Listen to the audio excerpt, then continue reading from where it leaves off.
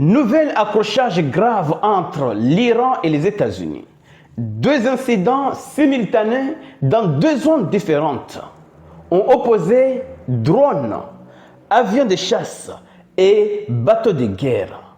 Washington était contraint de faire décoller un F-35C pour abattre un drone iranien, affirmant avoir agi en légitime défense. De son côté, l'Iran reconnaît avoir perdu le contrôle de l'un de ses drones. Et quelques instants plus tard, deux bateaux et un drone des gardiens de la Révolution ont approché de très près un pétrolier américain essayant de l'aborder.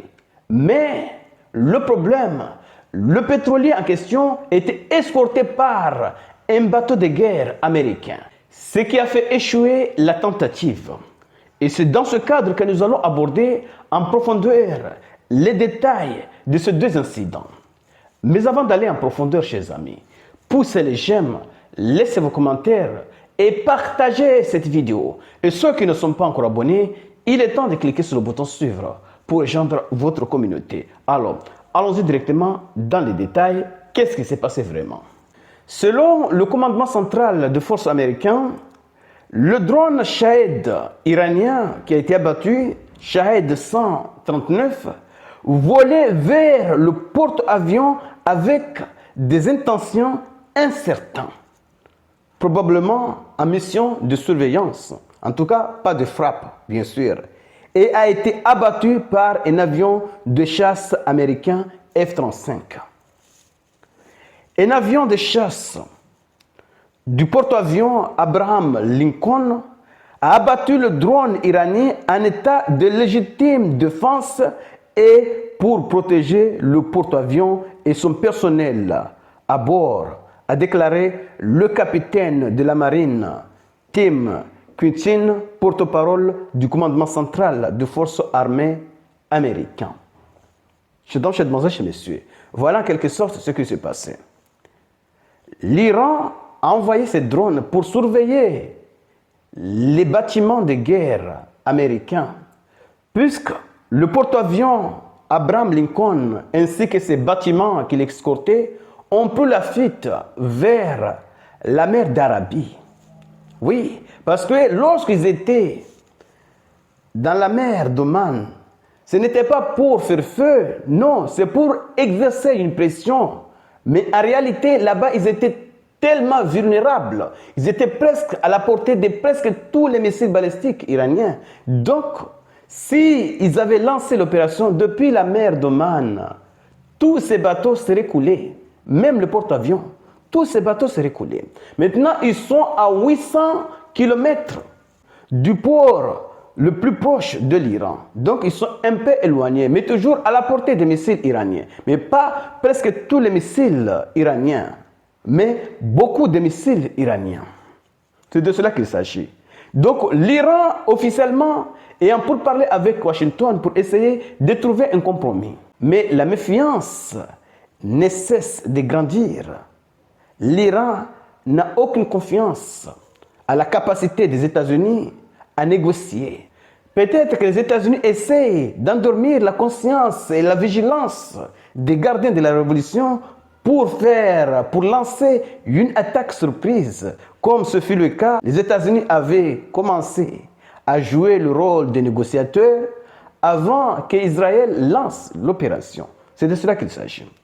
Et quelques heures seulement après la destruction du drone, les forces du corps des gardiens de la Révolution ont harcelé un navire marchand battant pavillon américain et armé par un équipage américain.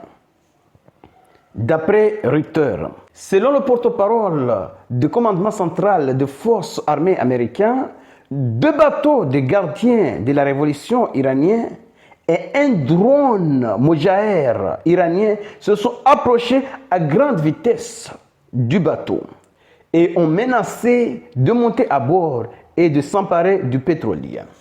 Et selon Vanguard, une société spécialisée dans la gestion des risques maritimes, les navires iraniens ont ordonné aux pétroliers de couper son moteur et de se préparer à un abordage. Au lieu de cela, le pétrolier a accéléré et poursuivi sa route. C'est de cela qu'il s'agit. Donc, le pétrolier a accéléré et a poursuivi sa route parce qu'il était protégé par un navire de l'armée américaine. C'est de cela qu'il s'agit. Alors, chers messieurs, partagez cette vidéo au maximum pour faire en sorte que ceux qui ne sont pas encore abonnés puissent également bénéficier de ces informations. Parce que l'Iran et les États-Unis sont actuellement en pourparlers. L'Iran accepte de négocier seulement sur la question nucléaire. Mais si les États-Unis, comme ils le souhaitent avec Israël, veulent négocier sur le sujet balistique iranien, les missiles iraniens, ou l'influence de l'Iran dans la région, l'Iran n'acceptera pas de négocier dans ce sens.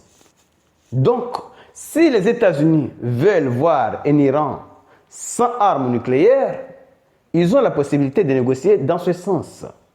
Mais s'ils veulent simplement agenouiller l'Iran, négocier sur l'influence de l'Iran dans la région, la capacité de l'Iran à se défendre et à frapper si nécessaire, là, il n'y aura plus de négociations.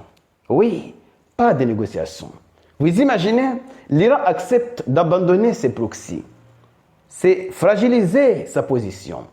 L'Iran accepte de renoncer, de diminuer en tout cas la puissance de son programme balistique. C'est de s'exposer à une future attaque, bien sûr. Si l'Iran accepte de réduire son système balistique, là, il s'expose à une future attaque d'ici 2 à 3 ans, peut-être avant même la fin du mandat de Trump. Et si c'est le cas, vaut mieux en tout cas se battre dignement. Au lieu d'accepter de réduire sa capacité en attendant une prochaine frappe, une prochaine attaque. C'est de cela qu'il s'agit. Parce que pour Washington, même s'il est prouvé que l'Iran a vraiment respecté ses engagements, ils ne vont pas se gêner à l'attaquer. C'est de cela qu'il s'agit. Alors, chers amis, partagez cette vidéo et restez connectés pour la suite des événements. Merci.